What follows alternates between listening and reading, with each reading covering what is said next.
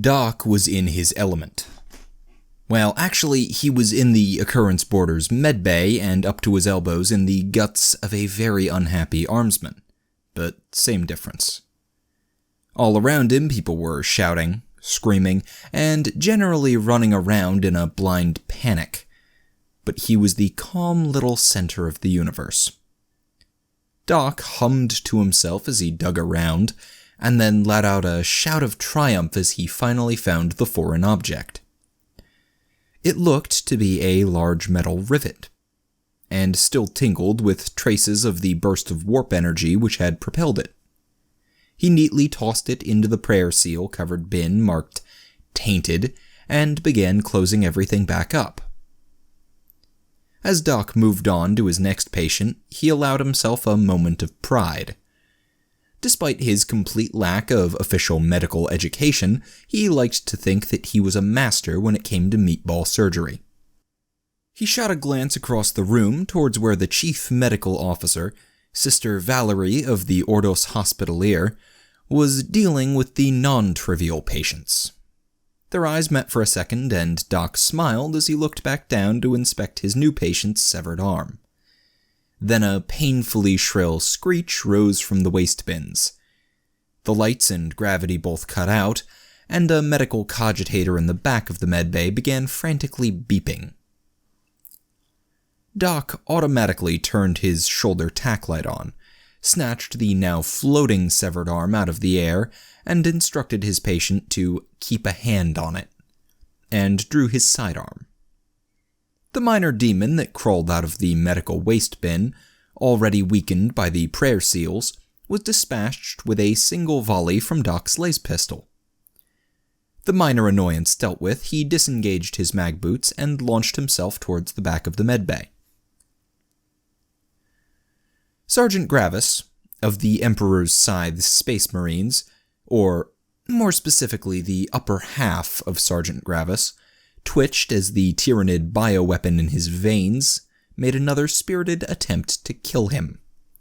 The medical cogitator, hooked to him, requested several types of antidote, which Doc quickly administered.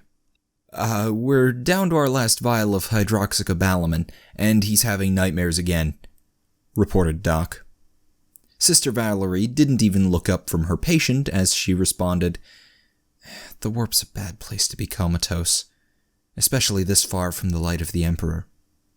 And the way that unholy Xenos abomination is tearing apart the ship doesn't help. He's not the only one who'll die if we don't return to normal space soon." "I swear, honey, ma'am. Sarge said we'll be reaching the way station today. Then we can request all the aid and supplies we need. Just a little longer and it'll all be over."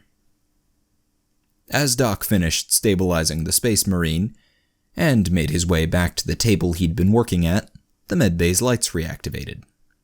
A second later, there was a clattering crash as the various small items that had been floating through the air dropped back to the floor, and a meaty thump as Doc's neglected patient was slapped by his own severed arm. Sister Valerie watched for a second as Doc hastily apologized to the maimed crewman and scrambled under the table for the dropped limb. In a voice far too quiet for even her nurses to hear, she muttered, "Emperor, why do you have to be an optimist?" The all-Guardsmen party. Interlude. Dewarp. Amelia Doloresista Amanita Trigastrata Zeldana Malifi von Humperdinck was on the hunt. The creature that had been haunting the aft tainted areas and attacking unwary crewmen and servitors had eluded them for days. But now she had it. Amy readied her pulse rifle as her bait slowly advanced into the disused cargo bay, and her spotter scanned the area.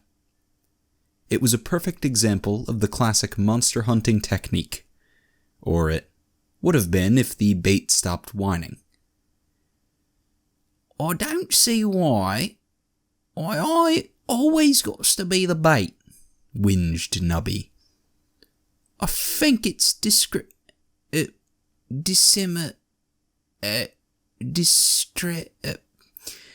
unfair. I think it's unfair.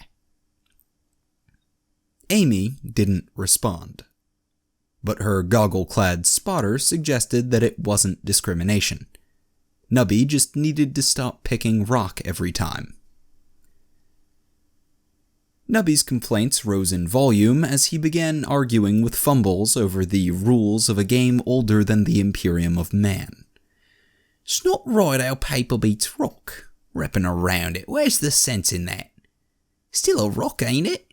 Just all with paper and stuff. Things got even louder when Twitch calmed in and began explaining the game was actually a metaphor for the relationship between the Ecclesiarchy, Administratum, and Mechanicus. Eventually, the argument was cut short as Amy lost her patience. A few inventive and highly personal death threats later, the team fell back into silence and Nubby got on with it. Oh, woe is me. I'm a poor fenceless omen what has lost his way in this here big spooky cargo bay. I sure hope there's not some sort of tentacled what monstrosity lurking down here waiting to eat me. Fumbles peered into the dark corner of the bay as Nubby monologued. He could sense a malevolent presence that just barely qualified as a mind moving closer, and pointed it out to Amy. The markswoman sighted her rifle on the corner and waited for the creature to make its move. Still not sure what it is, Fumbles? The psyker sheepishly shook his head. Well, at least it can't be that smart if it's falling for this. Amy gestured towards the soliloquizing bait. Oh, you gotta say, his performance is better than usual. The wig and dress are a nice touch. Fumbles nodded in agreement. He says they help him get into character. Really says something that I don't find this conversation even remotely weird. Fumbles just shrugged, and there was a brief silence as Amy shifted mental gears. You know, my life was really quite boring before I joined the Inquisition. Mother never let me up on the lines when there was something really interesting to shoot. Amy felt a pang of longing that definitely didn't originate from her. Sounds nice. Wish I'd had parents, muttered the psyker. Amy glanced up from her scope. You can be really depressing, you know? Sorry. Whatever. You got any idea why this thing isn't coming out? Does it know we're here? Fumbles pondered the question before answering. No, I think it's waiting. Waiting for what? Amy was interrupted by a sudden pain in her head, a panicked scream from Fumbles, and the sudden absence of both light and gravity. In the completely dark cargo bay, Nubby's well-honed survival instincts kicked into overdrive as first one, then two, then a dozen chittering screeches rose around him. Before Amy had even reoriented herself, the bedressed little trooper, screaming shrilly and propelled by the recoil of his pulse carbine, shot past her and slammed into Fumbles. Nubby, dragging the semi-conscious Fumbles with him, started bouncing his way back down the corridor with all the speed provided by his augmetic legs, leaving Amy struggling to catch up. As she flew, Amy shined her rifle's tack light back towards the cargo bay and saw the forms crawling along the floor, walls, and ceiling. She started firing her rifle, just for the little bit of extra speed, and screamed, "Plan B!" into her combead. At the far end of the corridor, Twitch smiled. When the ship's lights reactivated a few minutes later, they revealed a shrapnel-pocked corridor filled with a disgusting cloud of limbs and juices. Twitch reopened the door the four of them had sheltered behind and surveyed the carnage. As Amy drifted over to join him at the doorway, Twitch felt something shift and flung himself behind the markswoman. A second later, the gory mess hanging in the corridor dropped out of the air with a horrible splash. Amy sputtered and swore, Nubby laughed, and Twitch peeked around his human shield.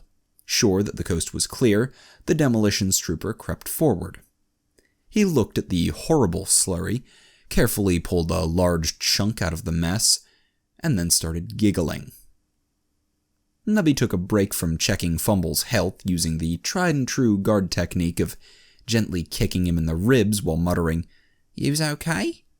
to ask Twitch what was so funny. Twitch turned a manic smile on Nubby. "These weren't demons. I swear, if you try to tell us those were orcs, I will cram your delusional little head up your ass," growled Amy. Twitch bristled at this. "I don't always say it's orcs." "Yeah, you do," inserted Nubby. "Well, I'm not saying it's orcs this time."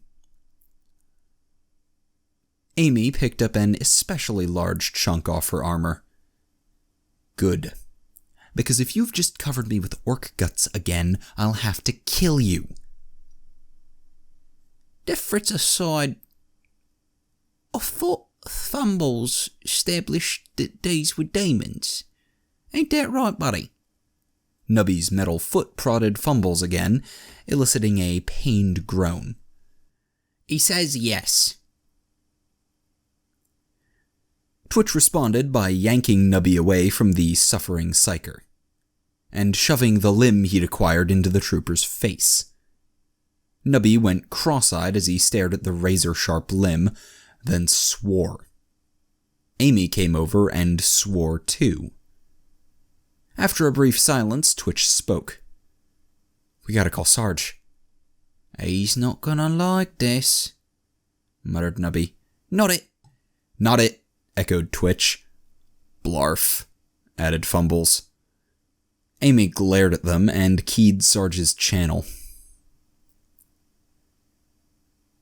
Deep inside the spacefaring pile of scrap known as the Occurrence Border, there is a circular room filled with arcane machinery. In the middle of this room is a bubble of blue light which contains a large Xenos that resembles a cross between a snake and a nightmarish fetus. The Xenos is a type of potent tyrannid psyker known as a zoanthrope, which was captured in a daring Space Marine-assisted raid, and is now being transported to an inquisitorial laboratory for study. The imprisoned zoanthrope is being held completely still by a stasis field, but its sheer psychic presence distorts the world around it, and acts as a beacon to the denizens of the warp.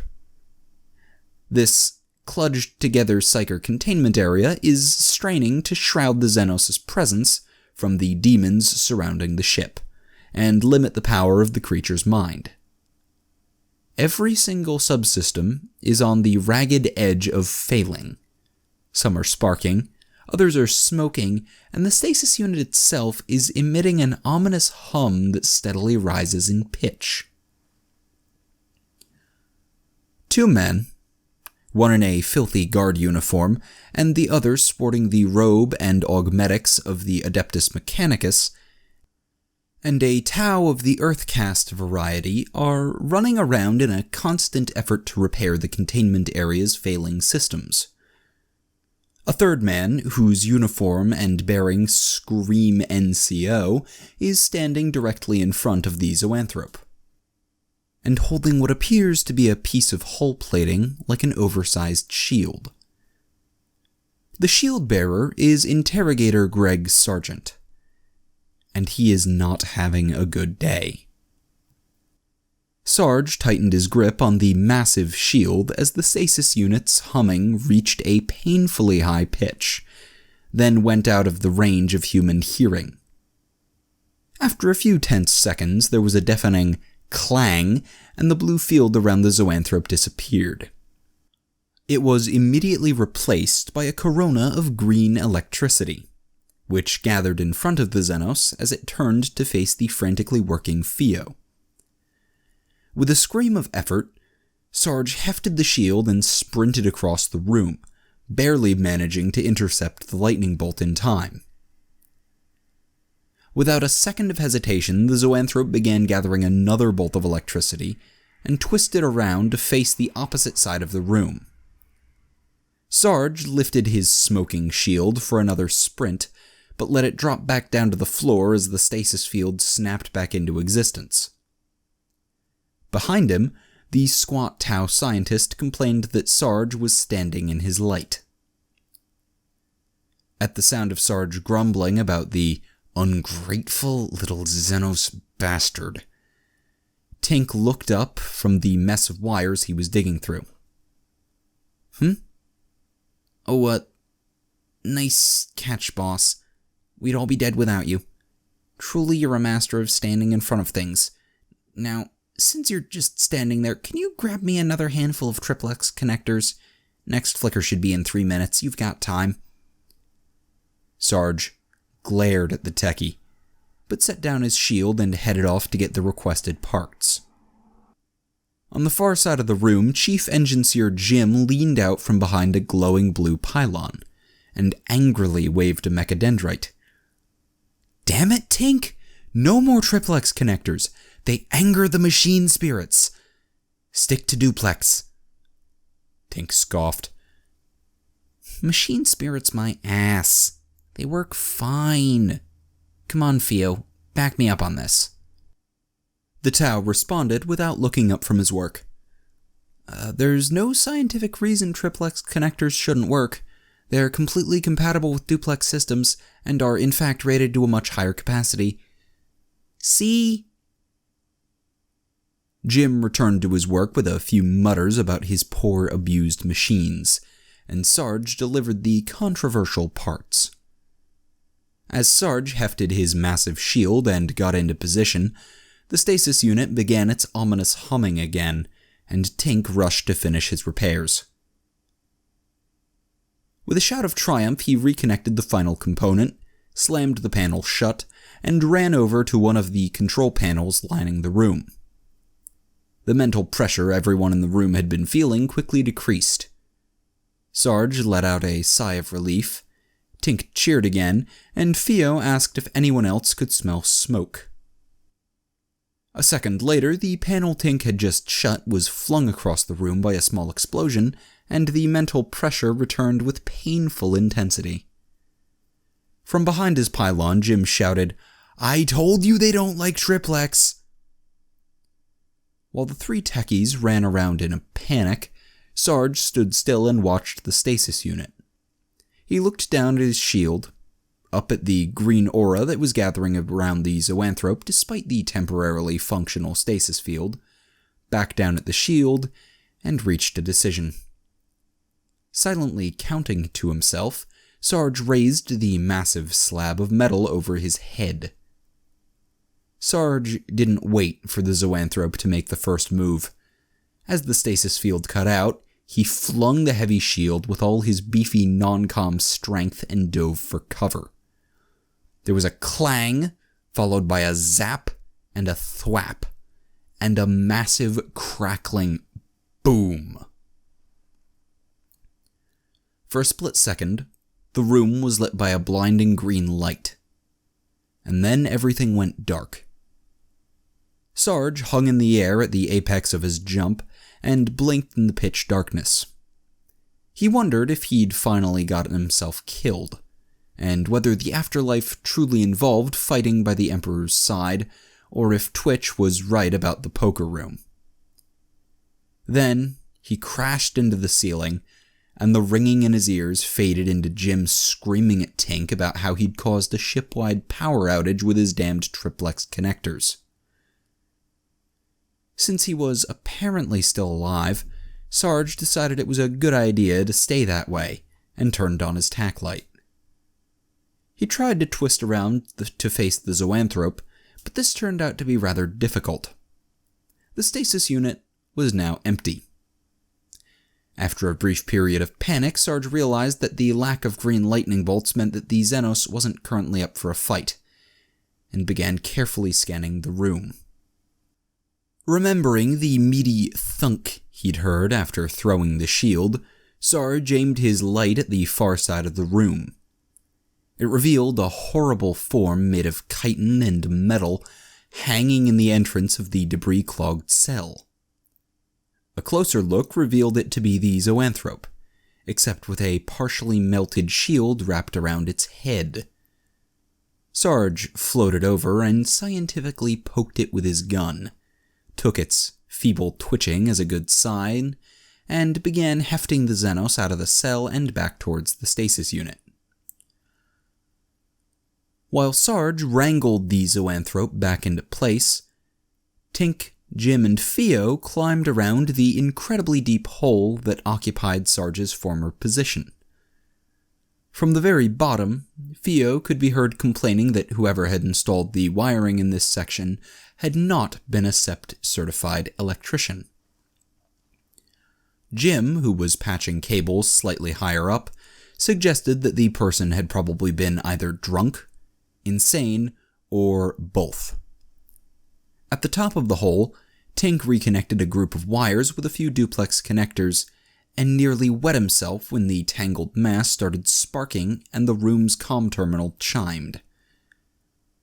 At the sight of the familiar contact code on the screen, Tink launched himself out of the hole and flew over to the terminal, ran a hand through his filthy hair, straightened his goggles, and oh so casually answered the incoming call. "Hey, Hannah? What's up, baby?" Sarge heard the enraged screeching from across the room, but couldn't make any words out other than stupid and insane. Tink continued undeterred. "Why would you assume I had anything to do with this? Is it because you're always thinking about me?" This time the screeching was accompanied by a short arc of electricity.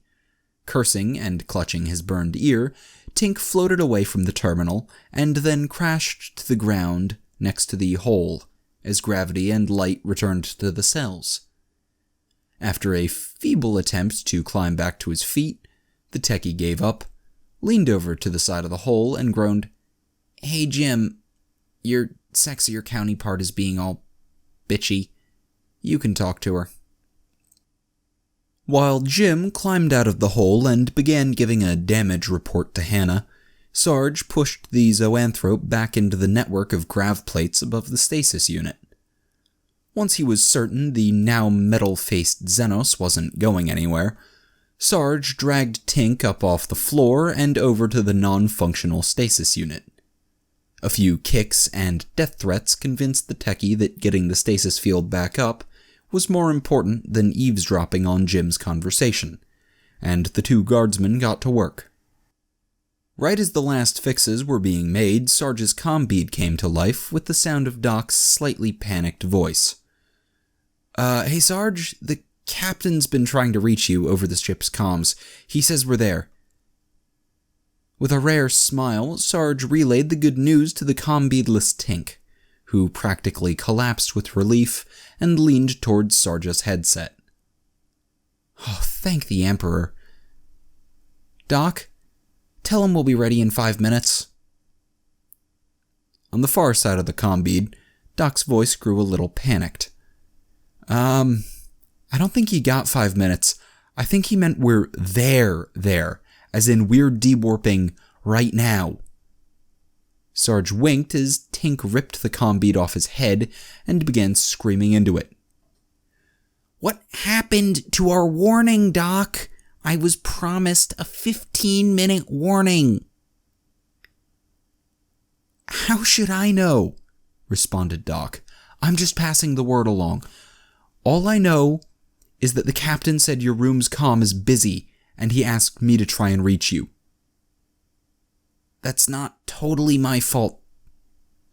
Tink shot a glare towards the room's comm terminal, where Jim was chattering about catastrophic system damage with Hannah, and then returned his attention to the comm bead. And why didn't he just call us like you? Doc's tone shifted from panicked to annoyed. Maybe because you helped Twitch encrypt all of our comm beads day before yesterday. That was to keep the Cogboys from spying on us. And he said he'd share the code with everyone who needed it. There was a brief pause as Doc digested this. Then the medic exploded.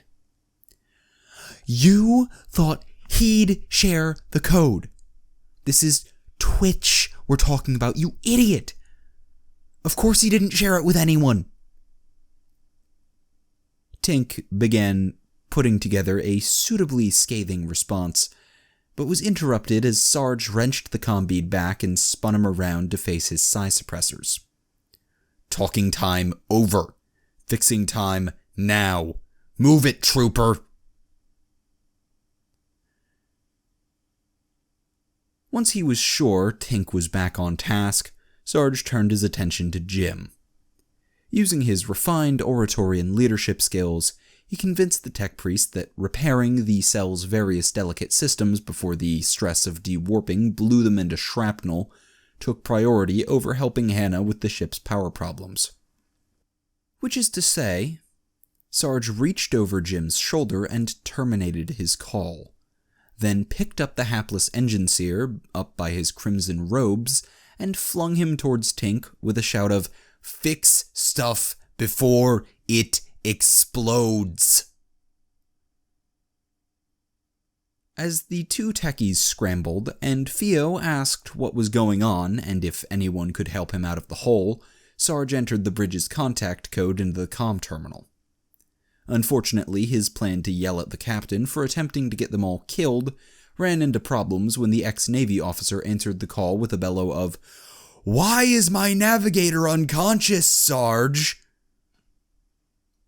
Back in the aft of the ship, Amy's comm bead nearly deafened her as it finally connected to Sarge's. After a few attempts to make herself heard over her boss's shouting match, she removed the earpiece and turned to her companions. "I think he's busy. Apparently we're all going to die." Nubby, seated on Fumble's curled-up form, paused in rummaging through a medkit that appeared to be filled with nothing but glow sticks and suspiciously unlabeled bags of pills. "Huh. Nate. Anyone want a smoke?" Behind him, Twitch reacted a little more strongly, leaping to his feet with his rifle in one hand and grasping for something inside his jacket with the other. "I knew it! Have we been boarded? Who's coordinating the defense? Should I blow the ship's plasma reactor before..." His tirade was cut off as Nubby yanked the detonator out of his hand and began dancing backwards down the hall with it. Amy listened a little longer, then called after the pair. "No boarders, but he's arguing with the captain about whether to stay in the warp and risk the navigator getting possessed, or dewarp and potentially blow up the cells." Nubby paused for a second. "Speaking as someone who's nowhere near the cells, I'll vote for that one." Twitch seized on Nubby's distraction and made another grab for the detonator, but Nubby managed to spin away and crammed it down between the two wads of dirty socks holding up the front of his dress. This did not deter Twitch, even slightly. Amy gagged a little, and Fumbles laughed weakly as Twitch tackled Nubby to the ground and began rooting around for the detonator. As Twitch finally found his prize and withdrew it, along with a handful of crusty socks, A deep vibration came up through the floor, and the Vox system began blaring the completely incomprehensible automated dewarping warning. Amy raised her comm back to her ear. Twitch and Nubby both cheered. Fumbles began whimpering again, and back in the gore-filled hallway something moved. Tink and Jim worked feverishly. In the background, the automated dewarp warning instructed all hands to hold still and pray to the Emperor in 36 different variations of Gothic, not to mention Jantine battle cant, and what the resident xenologist insisted was Hrud. Until Sarge used his carbine to deactivate the nearest speaker. The noise of the dewarp warning was replaced by the pops of overloading psi suppressors. Theo's demands to be told what was happening, and the sound of Sarge yelling at the captain to slow down. Inside the inactive stasis unit, unnoticed by everyone, the zoanthrope began twitching. Doc threw himself across the medbay as Sergeant Gravis went into double cardiac arrest, while he struggled to fight the increasingly active Tyranid bioweapon. The deep vibration of the ship's warp drive grew stronger and stronger. Amy, Twitch, and Nubby all flinched as a sensation similar to fiberglass being rubbed on exposed nerves shot through their heads, and automatically turned to face Fumbles. Amy got as far as, "The fuck is wrong with you now?" before she noticed the way the gore in the corridor had begun to bubble and froth. With remarkable coordination, the three troopers seized Fumbles and started retreating down the now wildly shaking corridor. Then, right as they reached the next door and turned back to see what they were running from, the vibrations stopped with a colossal, tooth-rattling clang. As the clang reverberated through the medbay, Doc went pale. Sister Valerie met his gaze from across the room and began to ask, "What the f—?" But her question was interrupted as the ragged edge of Gravis's torso inexplicably burst into green and black flames. Sister Valerie abandoned her current patient and sprinted towards Gravis as Doc screamed, "This is not how poison is supposed to work!" and grabbed a fire extinguisher off the wall. As the echoes of the clang died away, Tink leaned out of the corner he had jumped into when the psi suppressor he'd been working on exploded. "What the fuck was that?" asked the shaken techie. Jim didn't respond, being rather busy rocking back and forth and whimpering to himself. And Theo rather crossly asked how someone stuck in a hole was supposed to know anything about what was going on. Sarge raised his carbine with a mutter of, "Oh no, not this again," and began scanning the room. Behind him, the comm terminal chimed as each person joined the call, and the husky voice of Old Bill temporarily overrode the captain's demands for information. "Hey guys, I know you're busy screaming at each other, but we've got something big and psychic holding us in the warp. Either of you seen any major demons running around? Or is this just your damn bug again, Sarge?" Sarge focused on the twitching zoanthrope and took a step forward. "I think it might be the..." The Xenopsyker snapped its metal-covered face towards him. Surrounded itself with a halo of green and black electricity, and a tide of insects began pouring out of every crack in the room. "Definitely the bug!" shouted Sarge. Sarge dropped his carbine onto its sling and sprinted for the stasis unit, crushing insects under his boots as he ran. For a second, the room around him seemed to stretch and warp, but it stopped as Jim snapped out of his funk and plunged his mechadendrites into one of the psi suppressors. Several small bolts of green and black electricity grounded on Sarge as he finally neared the stasis unit, but he ignored them and triumphantly flipped the big switch to on. Nothing happened. Sarge frantically flipped the switch up and down and screamed, "I thought we fixed this, Tink!" Tink slammed into the unit next to him, slapped his hand away, then set the switch to on, and responded with forced calm. "Had to replace the capacitors to fix the flicker. They need to Ah!" Tink's calm tone evaporated as he began slapping at the insects that had just crawled up his pants leg. Sarge sprang to help, then noticed the way the insects were flowing towards the open maintenance panel on the stasis unit. He immediately began employing his big, stompy boots in an effort to stem the tide, screaming at Tink as he did so. "Why didn't we turn it back on after we fixed it?" "Because we're idiots, Sarge," responded the techie as his frantic dancing finally dislodged the last bug, and he joined Sarge in stomping the onrushing swarm. Even with 2 sets of boots, it was obviously a losing battle, but being guardsmen, neither of them commented on this. They continued their desperate attempt to hold the line as the tide surrounded them and began climbing both their legs and the stasis unit. Across the room, Jim noticed their predicament and, in a fit of genius, scrambled over to Fio's hole. He very calmly asked the Tau to redirect extra power from the damaged suppressors to the stasis unit. There was a flash of blue light behind Sarge and Tink, and both of them collapsed as the universe twisted, and what felt like a million barbed legs ripped across their minds. For the second time that day, Sarge wondered if he'd been killed. But as the empty ringing in his head was replaced by what felt like the universe's worst hangover, he decided that he was probably still alive. He just wished he wasn't. Moving with the extreme care of someone with a near-terminal headache, Sarge sat up and looked around the cells. Surprisingly, things looked more or less stable.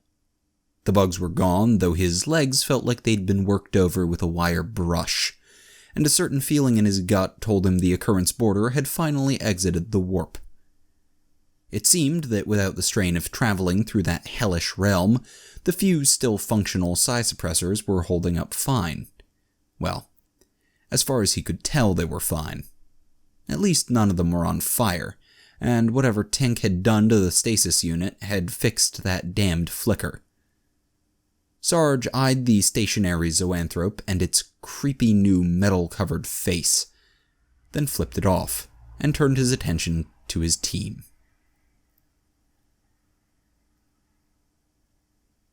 Tink was curled up nearby, clutching at his head and alternating between crying and swearing. Jim was already back on his feet and doing tech priest things, and Fio had finally hauled himself out of the hole in the floor. The annoying little Xenos looked rather confused about what had happened, but had just enough self-preservation instinct to go help Jim instead of bothering Sarge or Tink with questions.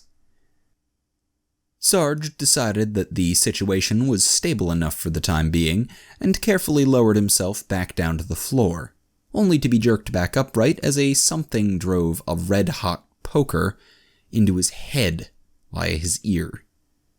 He frantically reduced the volume on his comm bead until the voice coming through it changed from a horrible demonic screech made of pure agony to Doc's rather worried tone. "You alive, Sarge?" "Sorta." Sarge flinched as Amy's considerably louder voice joined the conversation. "What the hell happened down there?" "Tink broke something," muttered Sarge with a half-hearted glare at the prone techie. Tink stopped moaning about his head and dug through his gear pouches for his own comm bead, whining to himself as he searched. "It's not my fault. Stupid machine spirits being little bitches. No bloody scientific reason." Sarge returned his attention to his comm bead and summoned up as much professionalism as he could manage. "Everyone still alive? Report." "I'm fine, and Gravis is still alive, if a little crispy around the edges, replied Doc. Amy spoke next. We're all okay, but the thing hunting people in the aft-tainted area turned out to be a swarm of gaunts. Sarge winced. Oh, shit. Amy began to continue, but Twitch's voice, which sounded dangerously excited to Sarge's experienced ear, overrode her. I was ready for that, though, and we blew them into chunky salsa, except there was a brief scuffle in the background as Amy explained to Twitch that interrupting was very rude. After a few seconds, Nubby awkwardly cleared his throat and continued the story. Except after that, all the bits and stuff started running together and they got back up. Oh, shit. Amy's voice returned. But then we dewarped and they all sort of evaporated. Just poof. Gone. Blood, guts, and everything. So we figure, once again Twitch interrupted, that the Nids have formed an alliance with Chaos. An unstoppable tide of demonids will sweep across the sector and... Ow! Sarge sighed and rubbed his face as Tink and Nubby both snickered. We figure it was just some sort of warpy thingy. So, I guess everything's fine. I mean, Fumbles is unconscious again, but otherwise everything's fine, finished Amy, sounding rather annoyed over how her story had been spoiled. Sarge ran through the whole disjointed report in his head. After a little pondering, he held up his hand and began taking off his fingers. Okay. I guess we just dewarped just in time to avoid that problem. So that's sorted. And it looks like the anti-psyker stuff is holding up fine now that we're out of the warp. And Gravis is mostly alive, right? Right, mostly, confirmed Doc. Sarge looked down at his closed hand in surprise, ran through the list again, in his head, then shrugged to himself. So, guess we made it. I mean, here we are at way station whatever. All that's left to do is requisition a few parts, drop Gravis off with the local Medicae, get a new astropath, and call the Scythes. Then we spend a few leisurely weeks getting everything fixed up, and take a nice safe route back to wherever Oak's lab is. He paused for a moment, not quite believing what he was saying, then continued. So, yeah. We win. Good job, people. There were a few seconds of shocked disbelief, and then Sarge ripped off his comm bead as it exploded with cheers. When the volume finally returned to a safe level, he put it on just in time to catch Doc say, "You know, that trip went a lot easier than I expected." "Oh, shut up. You've been hiding in the medbay and sleeping in a nice warm bed every night," responded Tink in his most petulant voice.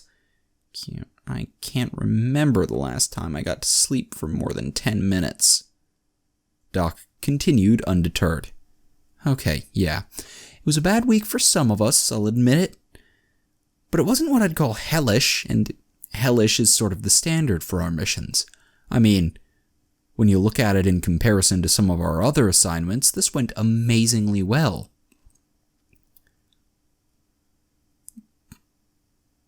This was met with a thoughtful silence, which then slowly congealed as the squad followed the observation out to its logical conclusion. Eventually, Twitch broke the uncomfortable silence. "Oh, we are so screwed. This one's gonna be really, really bad." "What's gonna be bad?" asked Amy, revealing her inexperience.